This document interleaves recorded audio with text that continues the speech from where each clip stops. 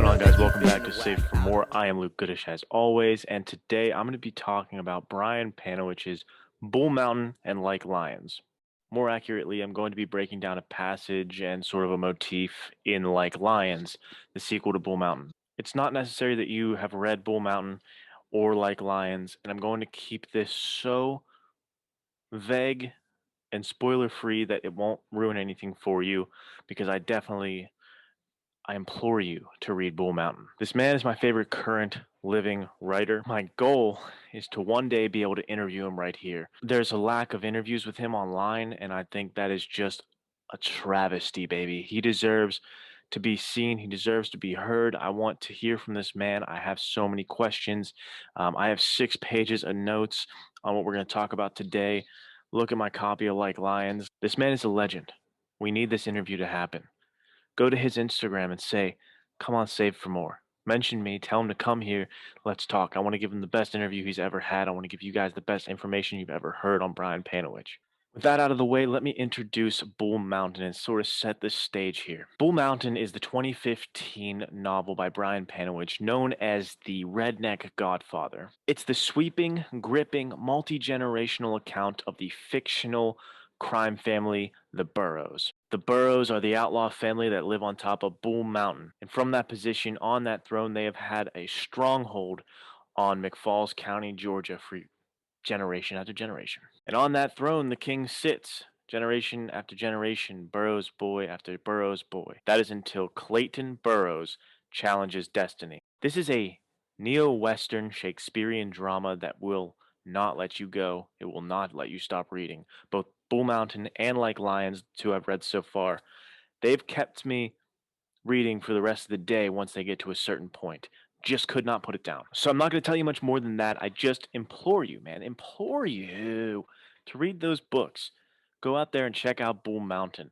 I'm thinking about doing a book club here on the channel, maybe in the summer, going through Bull Mountain and Like Lions, and the third one, Hard Cash Valley. If that sounds interesting to you, let me know. Let me know if you'd be a part of that book club. We don't have to just stick to Panowitch. We can go to other authors as well. But we're going to start with Panowitch, baby. Then we show you cruelty. No one's got immunity. I just sit back. Alright, so let's get into today's video, the lesson that came through the pages of this book and gripped me by the throat. That lesson comes in the form of Clayton and his walking stick. As I mentioned, Clayton Burroughs is the one who stood up against destiny. He stood up against the family legacy and said, "You know what? I'm not going to be an outlaw." He is actually the sheriff of the county. Keeping it vague, keeping it spoiler free for you so you can just enjoy these stories on your own. I'm going to be doing a reading from page 56 of Like Lions. Don't worry, as I said, not going to spoil anything. We're just going to give you this lesson, tell you a little bit about the internal struggle in Clayton and a lesson we can take from that. Kate got lost in the memory of that day. It was a good one. She read almost every book she owned under that old magnolia. Fathers and Sons, Hell at the Breach, and Give Us a Kiss came to mind. She'd wanted to be a mother back then, but now that she was, that magnolia wasn't around anymore to see it. She cried the day she cut it down. A fungal rot had begun to cover the tree, fuzzy gray cancer too far spread to try and stop. With every limb that fell to the ground, her heart broke a little more. That's how it was sometimes. No massive blow from an axe, just a series of little daggers and cuts that left you a sobbing mess in the heat where there used to be shade. It had been a hard year. Clayton was just as much a hollow husk as her sweet magnolia. Did you catch that direct comparison, drawing a link between Clayton and the tree? This is where we'll begin, and herein lies the lesson. In this passage, Kate, Clayton's wife, mentions reading 3 books, Fathers and Sons, Hell at the Breach, and Give Us a Kiss. These 3 books have been chosen for a reason. Brian Panowitch selected them not just saying, well, yeah, these books. There is a specific reason that give us insight into the battle within Clayton. I want to take a look at that first book mentioned, Fathers and Sons. If I start to extrapolate from the other 2, it starts to get into spoiler territory, and I do not want to do that. Like I said, keeping this vague, keeping it so you can read this series unfettered, baby. Why Fathers and Sons? Why mention that book? Why that novel? What can the themes of that piece tell us about Clayton? In this novel, Like Lions, and more acutely in this passage we just read, it discusses Clayton becoming a father to a son. We've all heard the terms family tree. We've heard that phrase of the apple doesn't fall far from the tree. Clayton isn't just the tree. None of us are just the tree. We're a branch. If there is such thing as a family tree, then Clayton is just a branch on that tree. We all are. This comes from page 30 of The Essentials of Family Therapy. Says, remember that family therapy is an approach to people in context. The most relevant context may be immediate family. Now, moving just one page over from the passage we just read, listen to this line. Clayton had defined himself as a good sheriff, a good man and husband, the only good son born of a crooked tree. He is a branch, and that family tree, it has that rot. Herein lies the conflict. And herein lies the tie with fathers and sons. There are literary themes in that all about generational conflict. That is one of the main ideas. There is a fight against our nature. Clayton is in this fight against his nature. Yes, the tree is what ties us to this earth, but it does not have to be what defines us. Maybe you're like Clayton, and your family too has some checkered past. Maybe your family tree has been taken by that fuzzy rot, or perhaps not. And then you might think of the tree as your past, your mistakes, your insecurities. The tree filled with rot, that could be thought of as all the things that you berate yourself with and tear yourself down with, like Clayton, the character, does to himself. Clayton's battle is between the man he was born to be and the man he chose to be. This family conflict, this turmoil, it took its piece of Clayton.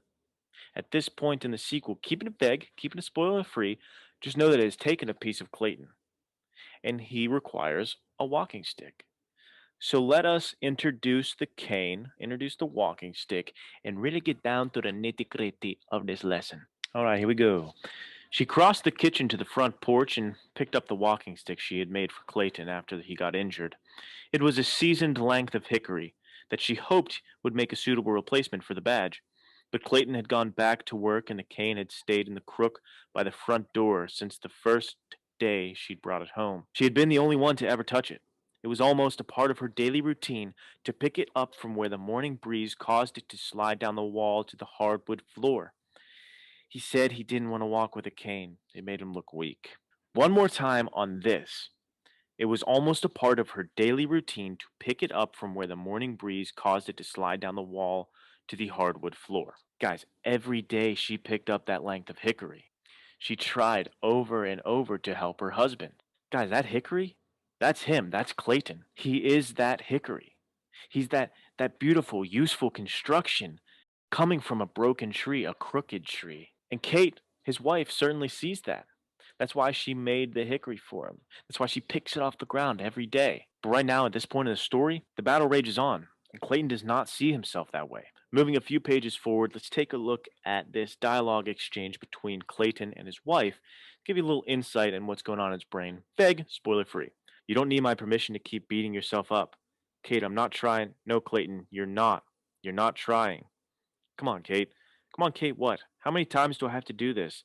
I'm not having this conversation again. You want to get drunk and wallow in your own self pity? Go. Just don't bother me with it. I just don't have it in me today. So now, jumping ahead to the end of this sort of exchange, listen to what happens.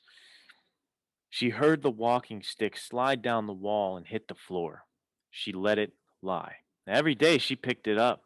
Every day she picked it up. Every time it fell, she picked it up. Today she let it lie. She's fatigued, man. If Clayton wants to fall, let him fall. You want to go get drunk and wallow in your own self-pity? Go. Just don't bother me with it. This is Clayton's fight. He needs to be the one to get himself off the ground. Just like it's your fight. Just like it's my fight. Just like it's all of our fights. I want to be delicate with how I continue as I don't want to give any spoilers. If you have your own copy of Like Lions, this is page 94. I'm not going to read what he says. I don't want to give anything away. But this is the question, and this is the fight that he is having, and this will continue with our lesson. It is here on page 94 we see the question that comes up over and over in this book for Clayton. His question is, am I what I've defined myself as? Am I the good man? Am I the good sheriff? Or it's just like the world's seeming to tell me, I'm just another Burroughs. Am I rotten at the core?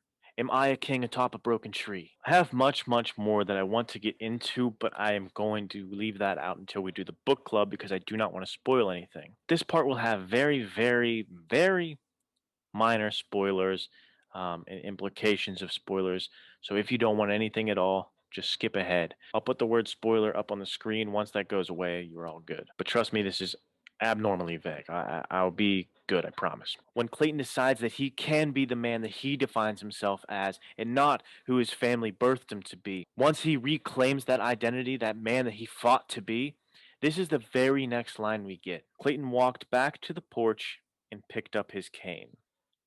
And I'll end the readings here. Clayton drove north for 2 hours without stopping. For the first time in a long time, he didn't find any comfort in being alone. He wanted to be with his family. He ran his hand down the length of the hickory walking stick lying across the passenger seat of the Bronco. Clayton must accept that he is a good man made of a crooked tree. We can all be good men born of a crooked tree. And that walking stick, that length of hickory, man, it's not just only who Clayton is, but it's the manifestation of the love and the support of those like Kate, his wife. She was the one who made him the stick, remember? She picked it up from the floor every damn day.